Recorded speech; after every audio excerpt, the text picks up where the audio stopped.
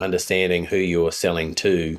Yes. MSPs are incredibly time poor, and they've got no less than 50 or 100 vendors trying to grapple for their time. It's an incredibly saturated market. At the same time, this is a very unregulated market. How do we help more MSPs? Literally, our mission is to help raise the tide across all boats in the industry.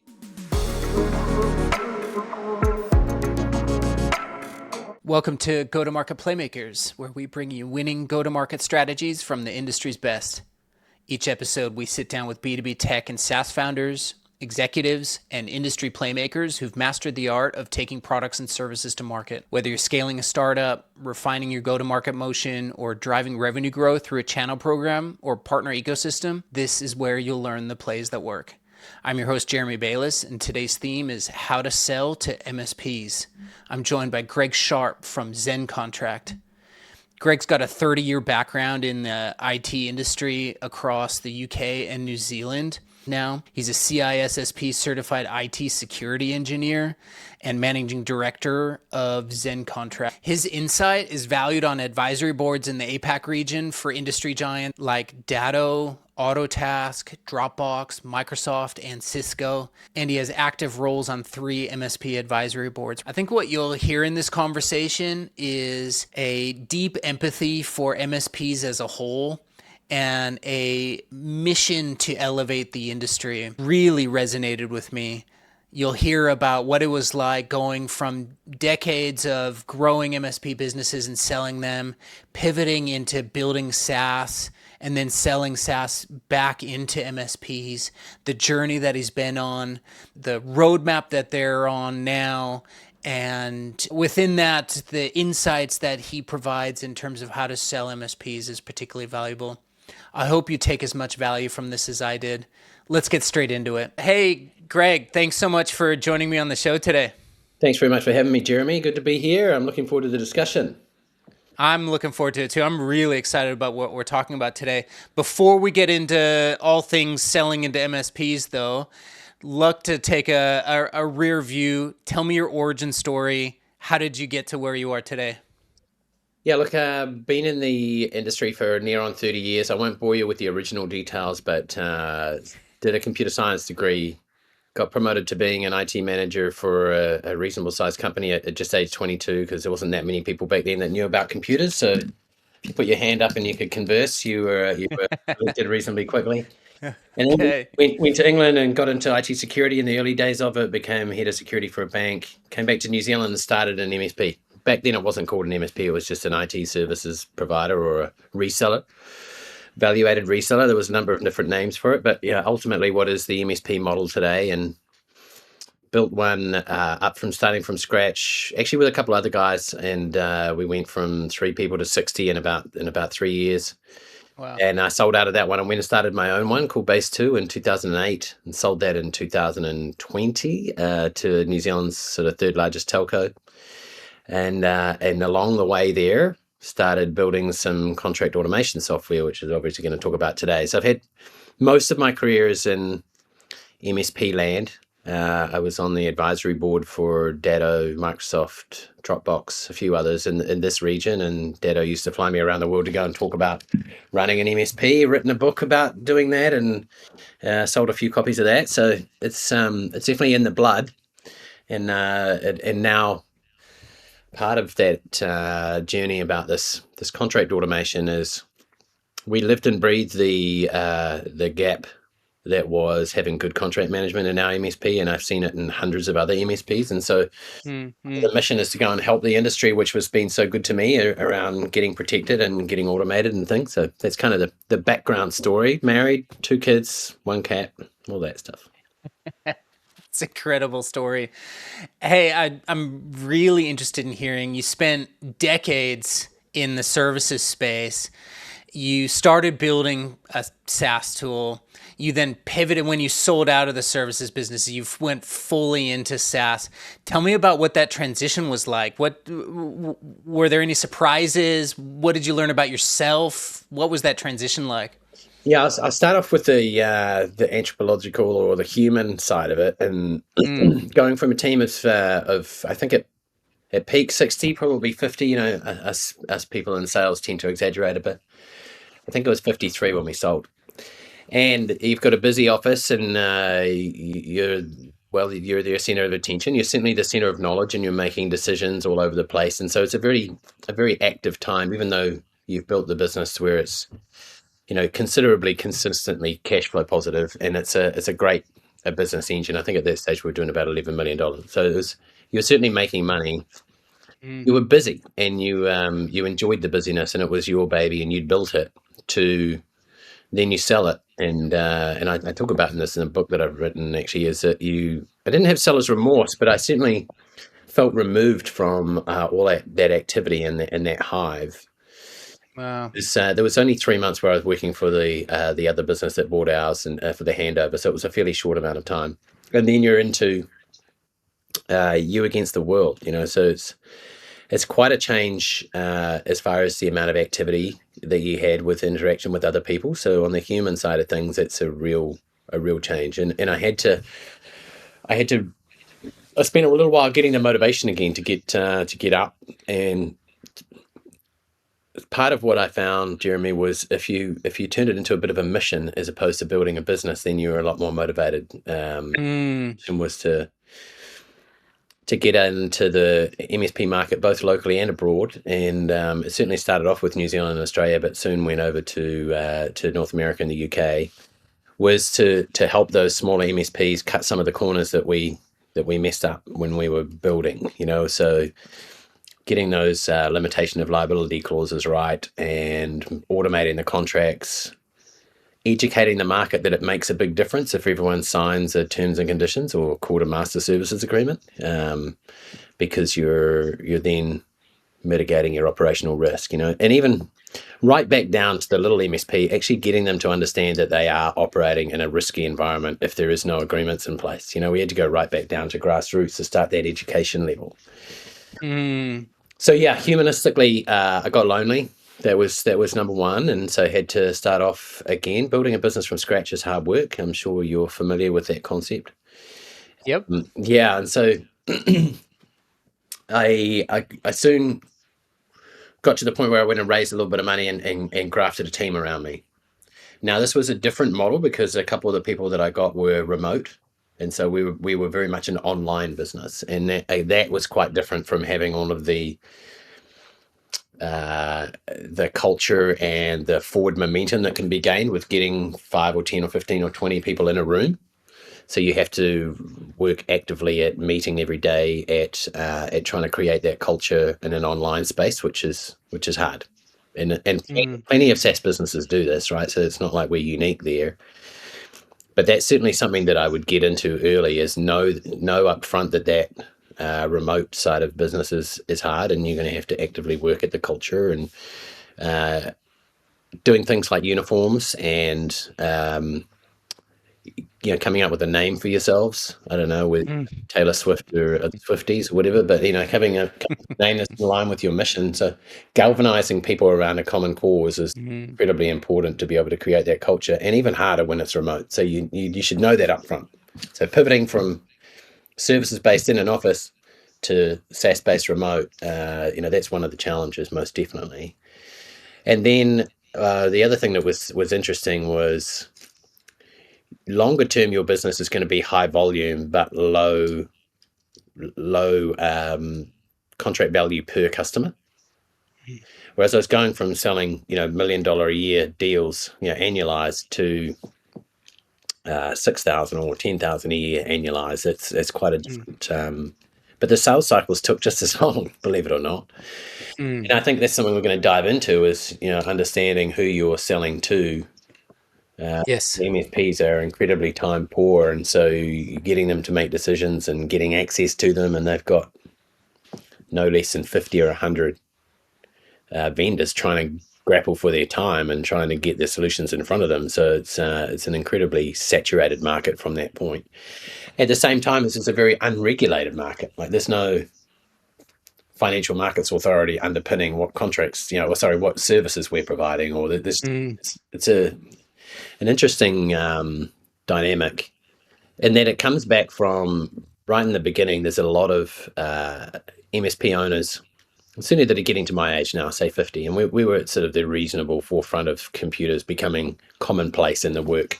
So when we were growing up, not necessarily when we got into business, but our age group kind of was that first age group that really built a business around supporting customers. And not many of us went to business school. Right, I did. I was one of the few, but there's most of the people that we're selling into are good technologists that got too much work, so got other technologists, so built a business around that. They're not business professionals that start off with shareholder agreements and structures for what happens inside the business, and as we grow, we're going to do here. Not many business plans have been created by people. It's just literally organically, we've got too much work, hire another person. And so some of the things that get left behind are the legal agreements, the business process, the business automation, so teaching people to change their ways after they've probably been in business for 5, 10, 15, 20 years is a challenge. And ultimately, that's what we're trying to do, is to get them to clean up some of the perceived mess that they've had there running for a while, albeit that they don't have to do it, Jeremy. Probably the hardest thing that I've found in selling to MSPs is creating the urgency that they should change this particular portion of their business. Because there is the old adage, hey, we've come this far for 5, 10, 15 years and we haven't had a problem. Right. Yeah. It really resonates with me in the way that you've needed to build the urgency for yourself and the drive around this mission of elevating the industry as a whole. And you've built a business, it sounds like, that is a conduit and a vehicle to do that. But what's really speaking to me in the way that you're talking about people in the industry that came up together is it seems like that mission is to protect business owners and to elevate the overall excellence of the service to ensure that it's doing right by others. That really resonates with me. Okay, I'm glad you hear that, because that's certainly our everyone needs a purpose, right? And our purpose in our business is to get these tools in the hands of MSPs at the most cost-effective way possible. It's never going to be free, right? We've got mouths to feed, and then people's mouths, other kids to feed and stuff. So it can't be free, but it can certainly be cost-effective. And the legal services that we're bringing to market, along with the templates, are 1/5 of the cost of using the legal industry, right? And they're specialized because this is all we do. So that was a great add-on to help with our mission. And then the software allows it, very easily to save time and effort in getting the agreements out there and getting them signed and stored, and so that you're protected, right? Because it's all very well and good having an amazing legal template. If it's not out there and signed by someone and then managed, it's worth nothing. Those two things had to work in hand. But yeah, that's very much the way that we put together. A lot of our meetings are, how do we get the story and how do we help more MSPs? Of course, there is some money flow that comes off the back of that, I don't want people to listen to this thinking, well, you're just in it for the money. Like, there's a money requirement, but literally our mission is to get the solution in the hands of MSPs and help raise the tide across all boats in the industry. The bigger ones that get to 30, 40, 50, 60 people, and certainly that have done some acquisitions along the way or have been acquired, that happens as a right, because you've got to reappropriate all those contracts. That tends to sort of get everything up to speed. Our solution certainly aids there, because if we've got a bulk send function and it manages the seeing the signing of all the contracts and stuff, and we'll probably get to that later. But it's that mid-size, the personas that we get, and we certainly have done quite a lot of work on of understanding our buying personas, because it's different from this CEO or founder than it is from the head of sales than it is from the head of finance. They want they want the same outcome, but they come at it from slightly different angles. So we need to understand who they are and what their drivers are. I wish we'd done that earlier, by the way. If someone's listening to this thinking, I want to get into SaaS, there's a few bits of advice. Is understand who you're selling to as early as possible. Well, that's a perfect segue, because you and your cohort, the guys that started when you did, you literally built the industry. Now you're building for MSPs. For those founders or vendors who are thinking about MSPs as a target customer. Can you tell me about the mindset and the drivers that are motivating the founding group or the leadership teams within those MSPs? Yeah, there's probably there's probably three different flavors, right? There's the one that's had the eternal lifestyle business that's 10 years ago was 3 people and is now is 3.5 people. And, so they've got different drivers, right? They just want to mitigate their risk and make sure they're still in business in another 10 years. Mm. We're certainly helping them in a way to try and give their main driver is saving time, right? Is getting the outcome they want, but saving time. Then you've got the scaler, someone that's it's been the first 5 years and it's got to 6 or 7 people, but then realizes that if they knuckle down on this, they could actually get it up to 10 or 11 or 12 and build themselves a lifestyle and have something to sell at the end. And then you've got the people that are just going for it, and they're either acquiring or they have taken the leap and turned themselves, so they've productized their services and their products, so it might be managed services, advanced VCO services, voice services, network services, managed Wi-Fi, whatever. Yeah, there's usually 8 or 9 in there. They've productized those, and then they've turned themselves into being engineering-led to being sales-led. Right? Both on we're scaling and getting net new customers, and or we're using some leverage or debt leverage or cash flow to go and buy another company and add it in. And those ones are looking for the ability to be able to get proposals, contracts, master services agreements in market and get them signed as fast as possible, and then manage the renewal process and not miss anything and get ahead of the game, because about 70% of our industry misses the renewals and then tries to do it after the fact, and you're in a pretty weak position to try and ask for uplift and cross-sell and everything, because you're not the most organized person in the room because you just missed it. So yeah, that's what a really good CLM or contract lifecycle management solution allows you to do, is get ahead of the game, be the most organized person in the room, do it with the least time. And when you are looking to scale your business, you're very much in a position of strength and power, knowing that your legal footprint across your wider customer base is all sewn up. And for those listening, let me give a good example. If you're on an old set of terms and conditions that you stole from somewhere or had someone cheap do or get a template, even a lawyer 10 years ago, there won't be a limitation of liability clause in there that says if our team doesn't do something properly or fluffs it up, you can sue us for as much as you can until our insurance waves out or until we say no or whatever. You can come after us as much as you can for business interruption, for reputational damage, all those other things. Whereas if there's a limitation of liability clause, usually around 1 month's fees or 2 months' fees, and that's agreed by both parties up front, before anything's gone wrong, 99% of your customers will agree to that because they're not looking to be egregious. Then if something goes wrong, that's as much as they can come after you for. And that can most of the time be the difference between the business going under or not, your MSP going under or not. I just posted on LinkedIn, the biggest threat to your business is not hackers, it's actually your contracts not being up to scratch. Yeah, I mean, look, those are the 3 different flavors, Jeremy, is that we're selling to, and what's the driving force behind them? They are definitely 3 different driving forces. Some of them are building themselves a long-term lifestyle.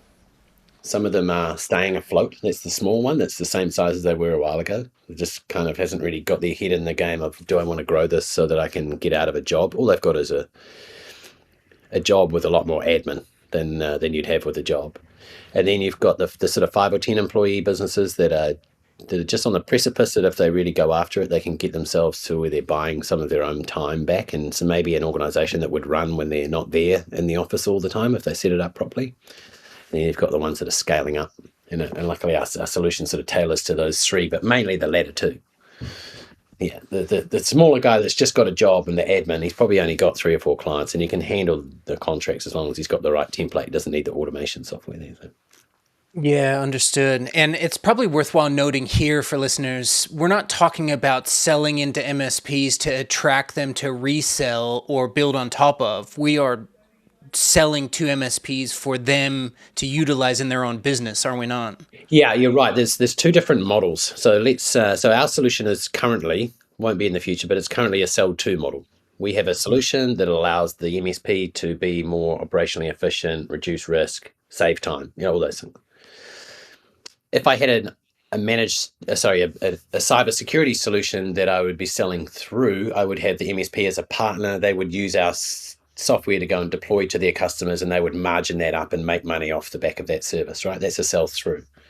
We have a policy management module that's coming to market in the not too distant future that will allow the MSP partners that we have to monetize managing policies and cybersecurity policies for their end users, at a really cost-effective way, because that's certainly something that's being required of our industry. And most of the time, our industry doesn't have a way of doing it effectively, so we're going to fill that void. But you're right. At the moment, we sell two, and there's plenty of organizations that sell through. An interesting point there is that I'm not sure what you know. I'm sure you do, Jeremy. But the MSP industry has lots and lots of conferences. Yes. If you attend those conferences, like ZenContract's been to quite a few, you will buy a booth for 10 or 15 grand or whatever it is for that conference, and then you've got travel coming to and back and everything. So you need to figure out your business model as to whether that is effective as a sell to. When you're a sell through, if you only go and get 3 or 4 partners and they start delivering your stuff into 30 or 40 of each of their customers, it's going to margin up quite nicely. So you're going to get a return on your 15, 20 grand, 40 grand, 100 grand, whatever it is, relatively quickly.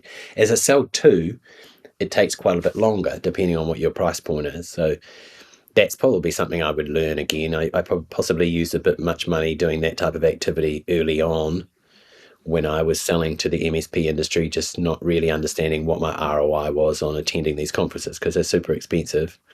They are good to get direct access to the MSPs, don't get me wrong, but you just want to make sure you're really clued up on what your ROI is. Well, I think that's a really interesting reflection there, because yes, it puts you physically in front of MSPs.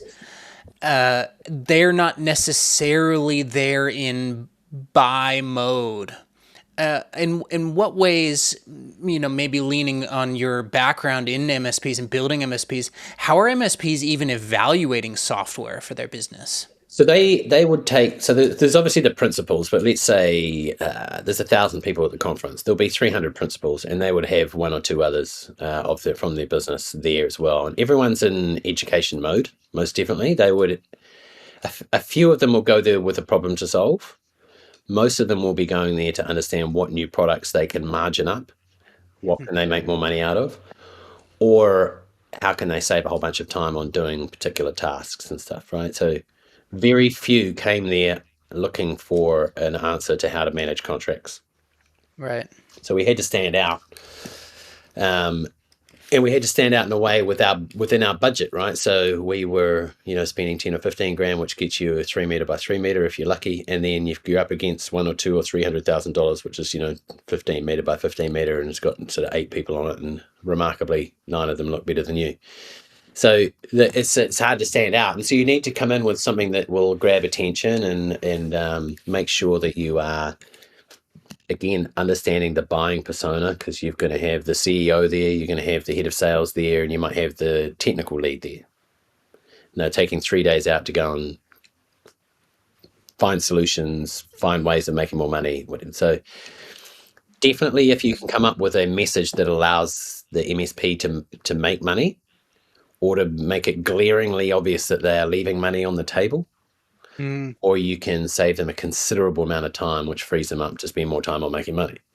So time, money, those are their biggest drivers, most definitely. And don't underestimate time, because certainly the CEO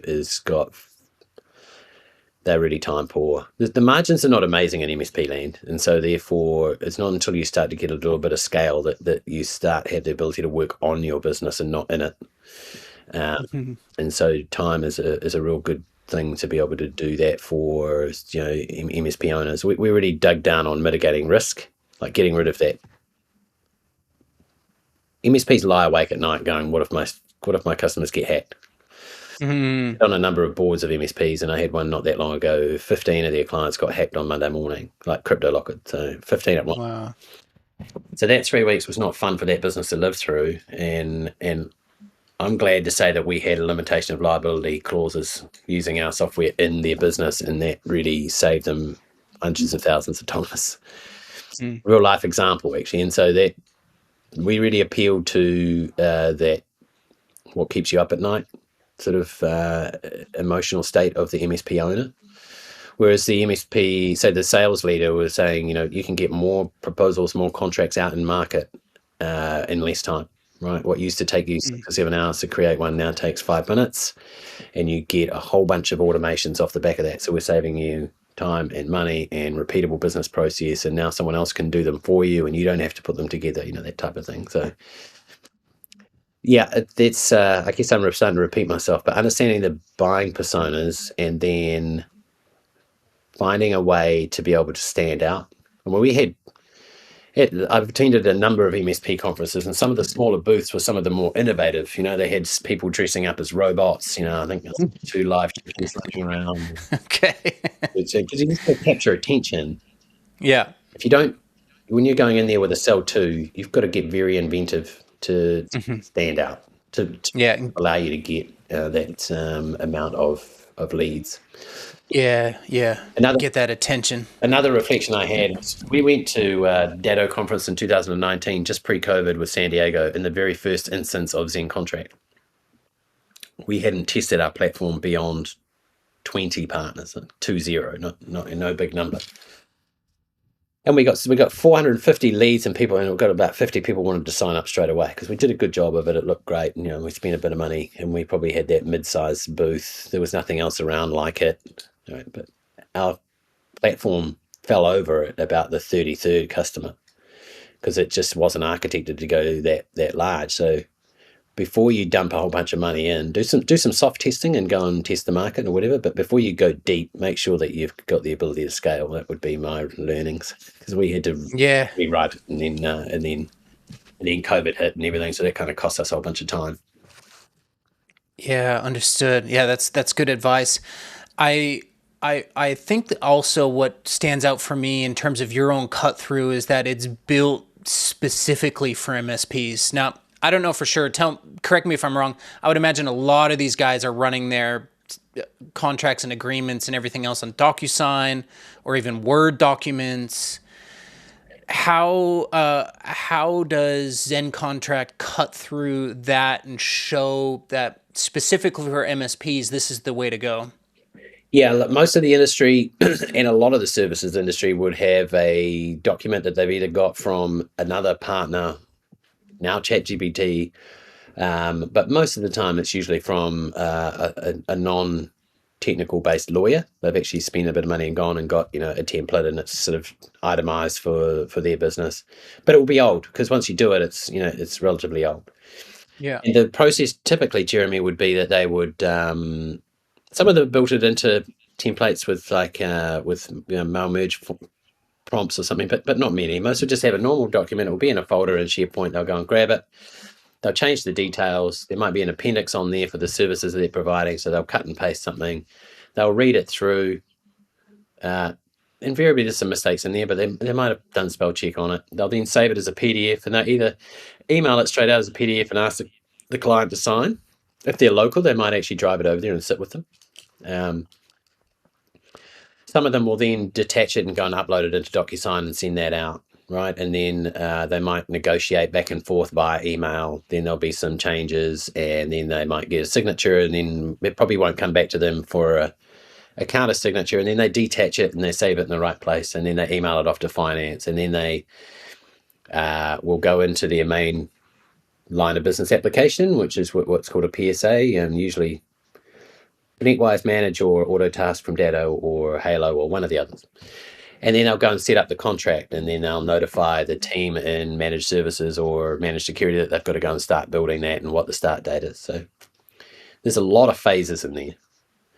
What ZenContract does is templatizes all of that, and it allows to go from a signature and counter signature. It automates all of that process. It opens up the API, builds the contract. It will manipulate the opportunity into your PSA, opens up the API into SharePoint, stores a copy of it there, emails all the right people, emails finance, It then puts it into a contract life cycle because it knows the start and the end of the contract, and it will start 90 days out, not bombarding, but emailing the people that are supposed to renew their contract, letting you know that these are all the renewals that are coming up in the next X amount of days.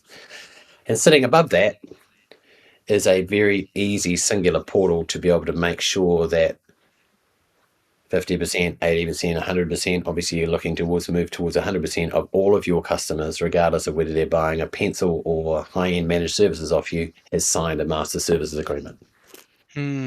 So compliance and making sure that your legal footprint is 100% up to date, having operational agreements that are super fast to get out there and get signed and get back, and everyone's notified, all of your filing is done. Anytime you go and try and find a contract, and all MSPs listening to this will resonate to this, because you go and try and find the contract, it's not actually the one that was there, it was signed by one person, it's old, it's not stored in the right place. Cuts through all of those sort of things. So again, like operational efficiencies, making sure you've got a repeatable business process that always gets the outcomes that you want. You can apply governance and controls around those agreements to say people can only discount by this much. If they'd like to sell this service for X, Y, and Z, it's got to go off to internally for approval. When it's out externally for getting a signature, you can also have a counter signature. You can have multiple external signatures. You can have the ability to be able to sign a number of pages or specific clauses. You can negotiate within the actual solution, and then all that's marked and tracked and audited, and you can manage those exceptions, within a single platform. So it's half managing the legal documents. So think DocuSign on steroids for MSPs, plus all of the automations that go in the background, plus the immediate access to legal professionals should you need them to be able to interpret some of these contracts and understand, where that's at. So it's about 90% software and 10% legal services, but there's access to it, exactly when you need it. And so you don't have to carry, or access non-industry specific lawyers all the time, which is mostly what we get. Is general contract lawyers are good at a number of industries, but it's certainly not ours. When you compare it like that, it's so abundantly clear in terms of the actual meaningful value. I'm trying to picture in this scenario where an MSP is using DocuSign or Word, the sheer amount of responsibility seems to lie on a person remembering lots of stuff all of the time. Is that the risk that you're specifically cutting out? Is everything systemized, everything's repeatable, replicable, and process driven, removed from that person who's supposed to remember everything about that Word document? Precisely. And so you're also removing the singularity of responsibility from one person to multiple people, but the business always gets the right outcomes because there is governance and controls about people can execute templates. Right. The filing's always done. The people are always notified. It happens way quicker because you're not waiting on those water cooler moments where, Bob's talking to Sally and doing the handover. All that happens 100% seamlessly. So what we see is about a 50% uplift on throughput and that whole onboarding of customers. The accuracy goes to 100% because we've eliminated the ability for us amazing humans to forget to do something or not put it in the right place. Yeah. And then when someone's on leave, the process still runs, right? Because there's 3 or 4 or 5 people that can execute that. And also, when a proposal's out or a contract's out and it gets signed, all of those people are notified, right? All of the filing's done. The contract's automatically built. So when the contract automatically gets built into the professional services automation, then it flows through to the accounting and it flows through to billing. And that's probably one of the biggest things that I've lived and I've seen for hundreds of MSPs is that you sign a contract, that's great. Someone starts delivering it, they apply licenses, and no one sets up the billing. And so who wears the can is the MSP for a couple of months. Oh, wow. Billing is, you can do it, but it's not a great way to set up the relationship, and also it sort of puts everyone on tender hooks that you're not that organized to do the billing in the first place. So you want to make sure that you get there in its infancy with the relationship. You've got to get stuff set up properly. You want to be looking like you're on top of your game.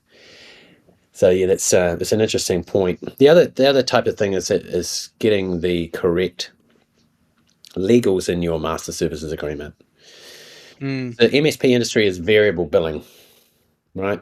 I've got a sister company called Cloud Olive that actually does a whole lot of billing reconciliation and do a great job at that. But our contracts allow you to set up to do a 90-day pre and post audit, because if I sign someone on managing them at 20 seats and they go to 22 and 23, I've got to have a way of capturing that and increasing the billing, because I want to make sure there is, I'm getting paid for all the work that I'm doing.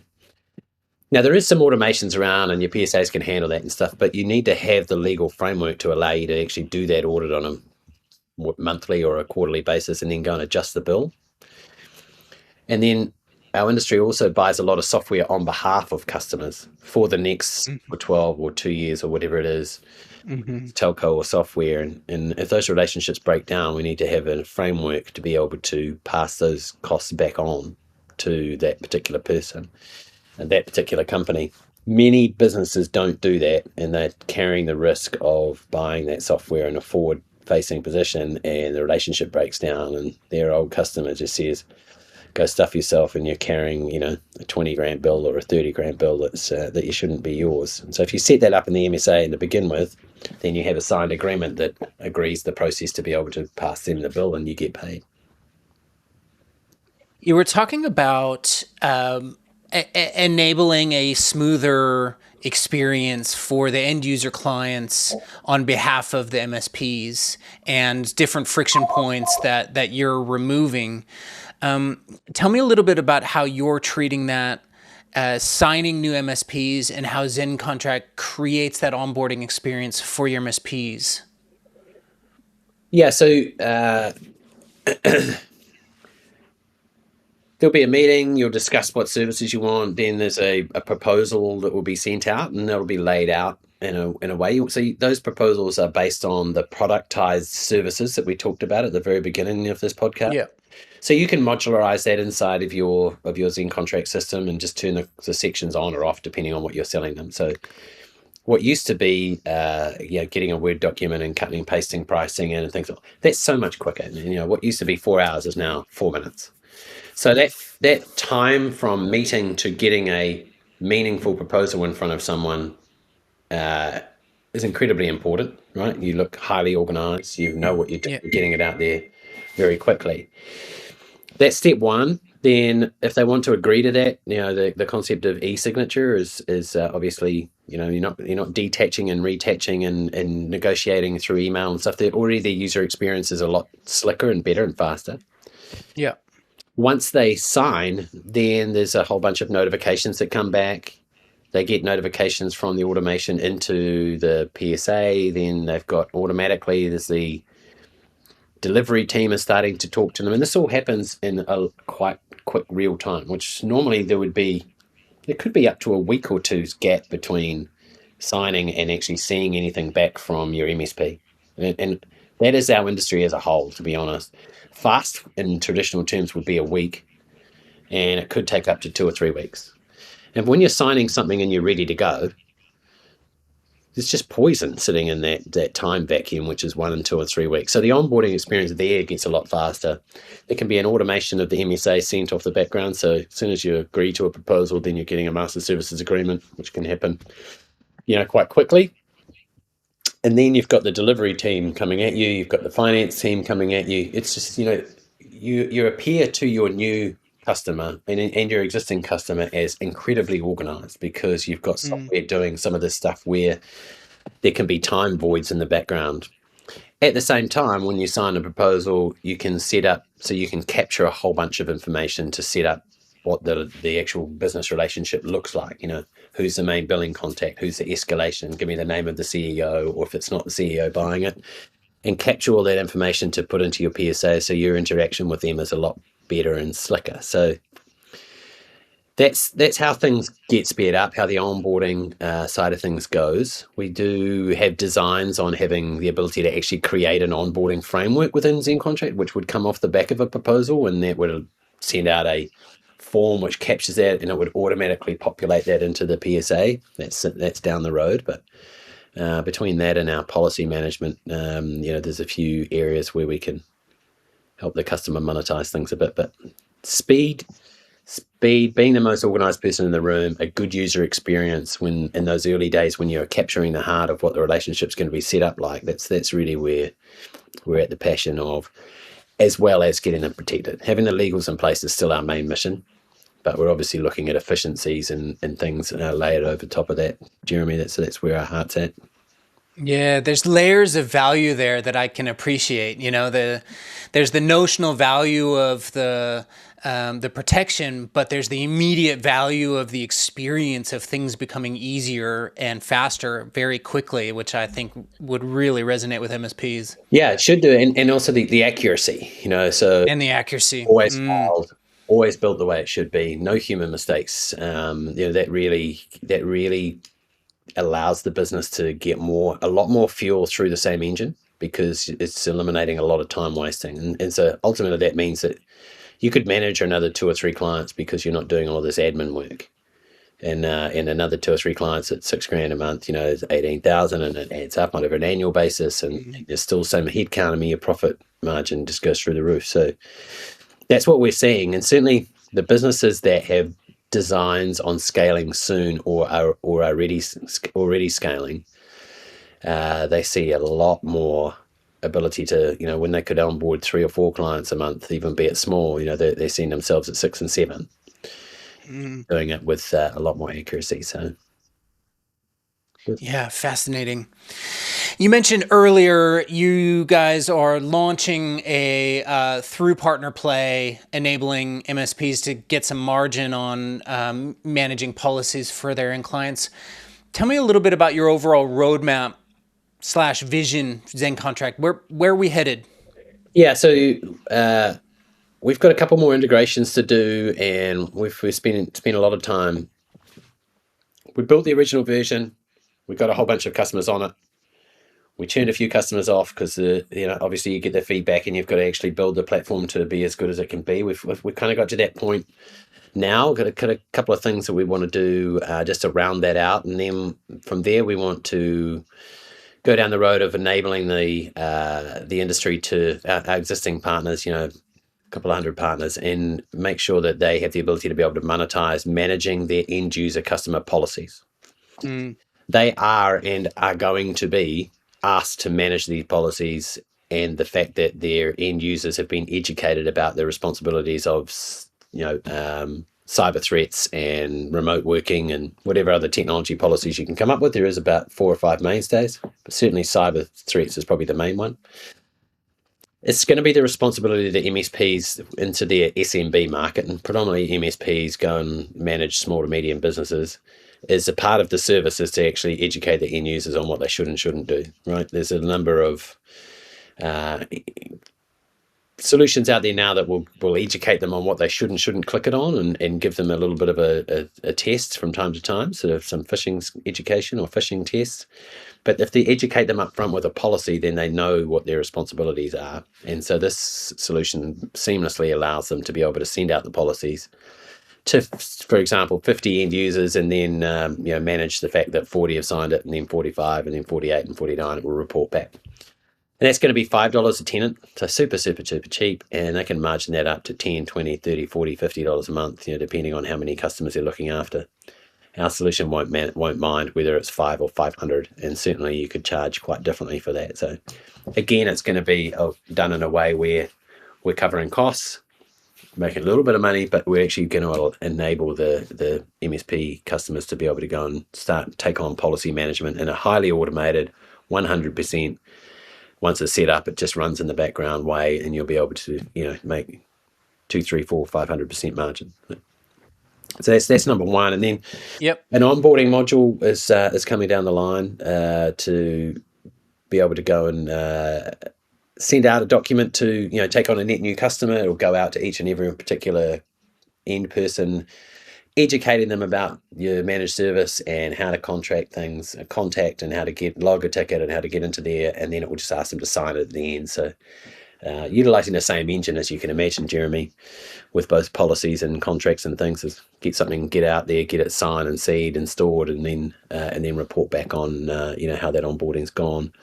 But we've got the ability to capture information and push that back into certain systems at the same time. So there's down that line, and then the actual existing solution we want to put in the in-solution negotiation. There is a number of features there's probably about 300 features that our existing customers have asked for, and we're working our way through those. That's probably the thing that gives us the most joy.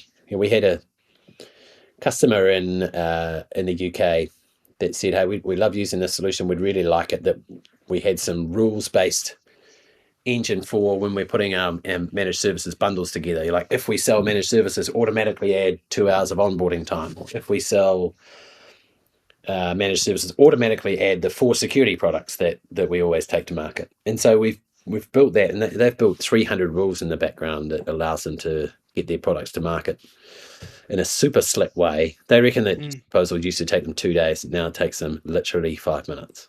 Unreal. Yeah, it's and as a result, they're scaling faster because they didn't have they actually were suffering from being able to onboard enough customers that was taking too much time, and so now they're growing at a rate, and we're seeing that with their user count and the amount of contracts that they're putting through the system. And we're starting to track that now. It's unbelievable. Once you do the amount of so MSPs multiplied by the amount of contracts going through the system, and the ones that are getting signed off multiplied by the dollar volume into one single currency, it is a big number. Really big number. I'm finding that quite fascinating. Yeah, stay close to that, because that's going to be the billboard number. Yeah, that's it. Yeah, we're doing those calculations. I mean, it was about 8 months ago. We were near on $800 million a year in US dollars in MSP contracts that were getting signed, annualized, of course. That number now would be 2 or 3 times that, I think. And so, not that we're looking to monetize that, but just be across it. It's significant. That's it. That really is.